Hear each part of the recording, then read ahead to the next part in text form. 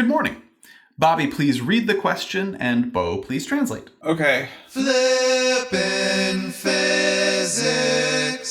An ideal fluid flows through a circular pipe as shown in the figure.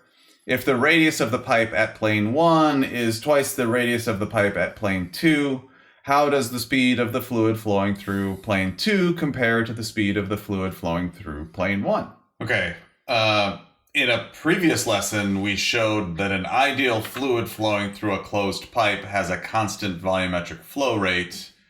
The equation for that is cross-sectional area times the speed of the fluid flow remains constant. More specifically, the cross-sectional area of the pipe at plane 1 times the speed of the fluid flowing through plane 1 equals the cross-sectional area of the pipe at plane 2 times the speed of the fluid flowing through plane 2.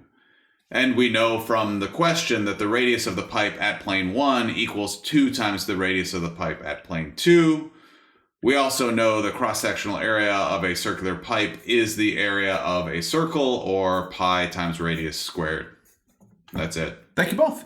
Billy, please solve the problem. Absolutely. Starting with the continuity equation for volumetric flow rate that Bo mentioned, we can substitute in the equation for the area of a circle for the cross-sectional area of planes 1 and 2, and we can substitute in 2 times the radius of plane 2 for the radius of plane 1. 2 squared is 4, and radius 2 squared is radius 2 squared. And everybody brought pi times the radius of plane 2 squared to the party.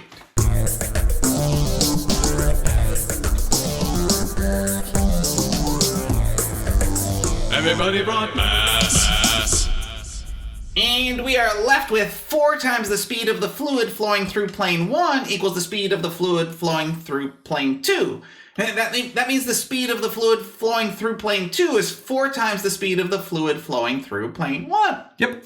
And you can see when we add my highly idealized fluid particles to the figure that the fluid particles passing through plane 2 are moving 4 times as fast as the fluid particles passing through plane 1. Mr. P?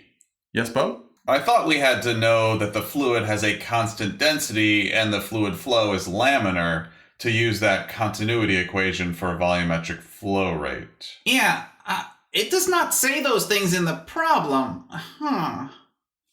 Actually, it does. Where? It says the fluid is an ideal fluid in the problem. That means the fluid is incompressible and therefore has a constant density, and it means the fluid flow is laminar. Oh. And it shows the laminar flow of the fluid in the streamlines in the figure. Yeah. Yep. And while I do not have the ability to show this exact example, I can show you this basic concept in nature using a river.